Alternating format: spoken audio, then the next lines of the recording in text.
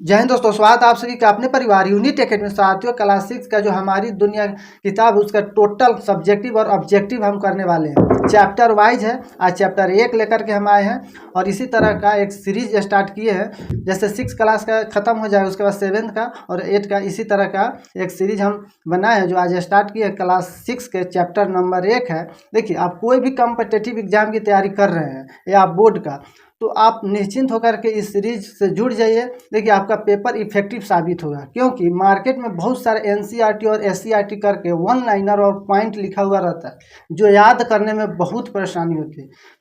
लेकिन यहाँ पर आप देखेंगे तो सबसे पहले एक सवाल है, उसके बाद इसका उत्तर जो होगा, सटीक उत्तर, वह लिखा हुआ है। इससे क्या होता है कि याद करने में बहुत सहूलियत होती है। तो आइए बिना देर किए हुए देखते हैं फटाफट के अंदाज में। तो देखिए साथियों, बिहार की कोई भी कम्पिटिटिव एग्जाम की आप तैयारी करते हैं तो आप निश्चिंत होकर के हमारे इस सीरीज से जुड़ जाइए। और यदि आप इस चैनल पर नए हैं तो ये चैनल को सब्सक्राइब करना मत भूलिएगा। देखिए, एनसीईआरटी बुक से लिया गया है और एनसीईआरटी जो बिहार बोर्ड का बुक है उससे भी हम इसमें सवाल को लिए हैं। देखिए, सब्जेक्ट है सामाजिक अध्ययन, चैप्टर नंबर 1। चैप्टर का नाम है हमारा सौर मंडल। देखिए, सवाल नंबर 1 है, सौर परिवार का मुखिया कौन है? इसका उत्तर देखिए, सूर्य। ये करेक्ट आंसर आपका हो जाएगा। देखिए, इस तरह से क्या होता है कि आप एक बार सवाल पढ़े उसके बाद उत्तर नीचे लिखा रहता है, जिससे क्या होता है कि याद करने में सुविधा होती है। और मार्केट में बहुत सारा किताब आप देखिएगा वन लाइनर करके रहता है, अब पॉइंट लिखा हुआ रहता है थोड़ा सा डॉट दे करके, तो बहुत सारा फैक्ट एक के बार में याद करना बहुत मुश्किल होता है। अब बहुत दिन तक याद हो जाएगा, ऐसा उम्मीद उस बुक से आप मत कीजिएगा, ठीक है। और यह है आपका पेपर इफेक्टिव साबित कर देगा, लेकिन आपको थोड़ा सा धैर्यपूर्वक अंत तक इस वीडियो को देखना होगा। सवाल नंबर 2 है, ग्रहों की कुल संख्या कितनी है? ठीक है, तो 8 है। 3 नंबर सवाल है, सूर्य से दूरी के अनुसार विभिन्न ग्रहों के नाम लिखिए। तो यहाँ पर आंसर में लिखा हुआ है बुध, शुक्र, पृथ्वी, मंगल, बृहस्पति, शनि, यूरेनस, अरुण तथा नेपच्यून, जिसको वरुण भी कहा जाता है, ठीक है। सवाल नंबर 4 है, किस ग्रह को लाल ग्रह कहते हैं? तो आंसर है मंगल ग्रह, ठीक है। इसी तरह सवाल 5 है, किस ग्रह के चारों ओर छल्ले हैं? उत्तर है शनि ग्रह, ठीक है। सवाल नंबर 6 है, प्लूटो क्या है?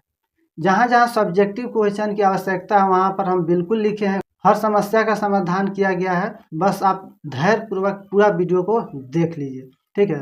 प्लूटो क्या है? तो देखिए, आंसर है प्लूटो जिसकी गणना पहले ग्रह के रूप में होती थी, उसे अब बौना ग्रह की संज्ञा दे दी गई है, ठीक है। सवाल नंबर 7 है, सूर्य के बाद सबसे नजदीक के तारों का प्रकाश पृथ्वी तक पहुंचने में कितना समय लगता है? आंसर है 4 वर्ष लगभग।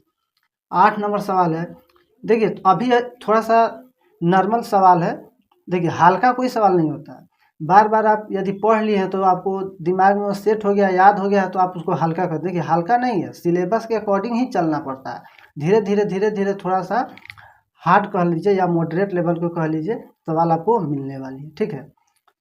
8 नंबर सवाल है, पृथ्वी का कितना प्रतिशत भूभाग जल से घिरा है? आंसर है 71%।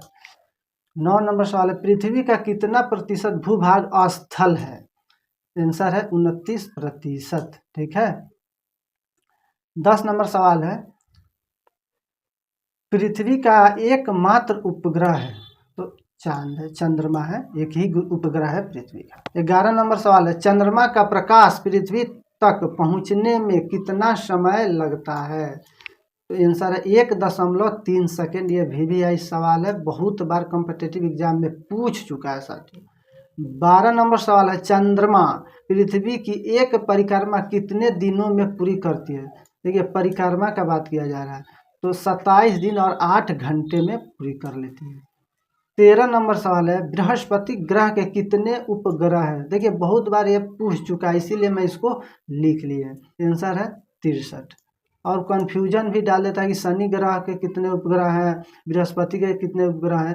तो यहाँ पर आपका हर डाउट क्लियर हो जाएगा। और देखिए मार्केट में जो भी किताब आप देखेंगे एनसीईआरटी करके वन लाइनर लिखा रहता है, तो उसमें बहुत ज़्यादा आंकड़ा रहता है, यानी फैक्चुअल नॉलेज रहता है, तो दिमाग में उसको सेट करना बहुत मुश्किल हो जाता है। लेकिन इस तरह के सवाल एक बार यदि आप पढ़ लेते हैं तो आपको समझ में आ जाएगा कि यहाँ सवाल में दिया क्या है और पूछा क्या है, जिससे होता है कि इमेजिनेशन बिल्ड पावर, मानी आपके दिमाग थोड़ा सा काल्पनिकता की तरफ जाता है कि हाँ सवाल कह क्या रहा है, उसका उत्तर खोजने में थोड़ा सा दिमाग पर प्रेशर बनता है, इससे आपका दिमाग तेज भी होगा। ठीक है, देखिए शनि ग्रह के कितने उपग्रह हैं, तो 62 है।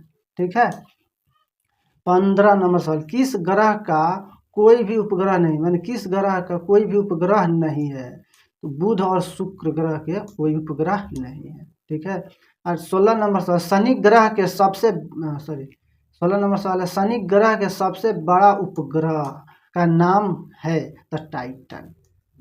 ठीक है, 17 नंबर सवाल है, क्षुद्र ग्रह किस ग्रह के बीच होते हैं। देखिए बहुत इंपॉर्टेंट सवाल है, VVI इसको कर लीजिएगा, मंगल और बृहस्पति ग्रह के बीच में क्षुद्र ग्रह है। ठीक है, 18 नंबर सवाल है, सबसे बड़ा क्षुद्र ग्रह है तो सीरस। याद रखिएगा साथियों, सबसे बड़ा क्षुद्र ग्रह जब पूछा जाएगा तो वह सीरस है। 19 नंबर सवाल है, सप्त ऋषि कितने तारों का समूह है। देखिए कहने के लिए तो यह छठा का सिलेबस है, लेकिन देखिए कितना डीपली इसमें 2-4 गो सवाल दिया, उसको भी हम लिख लिए। देखिए कितना डीपली सवाल है, सप्त ऋषि कितने तारों का समूह है, तो 7। इसीलिए हम लिख दिए कि ताकि आपको भविष्य में कोई कॉम्पिटिटिव एग्जाम की तैयारी करेंगे तो दोबारा पढ़ना नहीं पड़ेगा। ठीक है, 20 नंबर सवाल है, ऋतु एवं पुलह, सॉरी यहाँ पर पुलक लिखा गया था, इसको पुलह बना लीजिएगा। ठीक है, यहाँ पर ल है। ठीक है, 20 नंबर सवाल है, ऋतु एवं पुलह को मिलाने वाली रेखा किस दिशा का सूचक है। आंसर है उत्तर दिशा। ठीक है, बहुत VVI सवाल सब यहाँ से स्टार्ट होगा। 21 नंबर है, ध्रुव तारा क्या है। ध्रुव तारा क्या है, तो यह सब्जेक्टिव है। देखिए आंसर है, यह एक स्थिर तारा है, यह उत्तरी गोलार्ध में पृथ्वी के ऊपरी अक्ष पर स्थित है, माने अवस्थित है। ठीक है, देखिए एक बार में आप इसको पढ़ लीजिएगा तो ध्रुव तारा के बारे में सारी चीज़ें क्लियर हो जाएगी। यह एक स्थिर तारा है, कहाँ इसका अवस्थिति है, तो ये भी इसमें लिखा है कि पृथ्वी के उत्तरी अक्ष पर। ठीक है, 22 नंबर सवाल है, प्राचीन काल से ही नाविकों को समुद्र में उत्तर दिशा का ज्ञान करवाता है, तो यही है ध्रुव तारा। बहुत इंपॉर्टेंट सवाल है साथियों। 21 नंबर सवाल है, राशियों की कुल संख्या कितनी है, तो 12। 24 नंबर सवाल है, नक्षत्रों की संख्या कितनी है, तो 27। 25 नंबर सवाल है, पृथ्वी प्रत्येक नक्षत्र को कितने दिनों में पार कर लेती है, तो 14 दिनों में। इसको याद रख लीजिएगा। देखिए साथियों, ये सारी चीज़ें लिखने में और बनाने में मुझे बहुत मेहनत हुई है। यदि यह वीडियो आपको अच्छा लगे तो लाइक करना मत भूलिएगा। एक सवाल है 26 नंबर, सूर्य का प्रकाश पृथ्वी तक कितने देर में पहुंचता है। ठीक है, खाली स्थान है, आप कमेंट के माध्यम से बताइएगा कि सूर्य का प्रकाश पृथ्वी तक आने में कितना समय लेता है। देखिए साथियों, इसी तरह का और भी वीडियो हम इसी चैनल पर डालेंगे, आप इस चैनल को सब्सक्राइब कर लीजिएगा। और अब ये लग रहा है कि हाँ हमने सच में मेहनत की है, तो लाइक करना मत भूलिएगा। मिलते हैं इसी तरह का और वीडियो के साथ, तब तक इतना ही, धन्यवाद।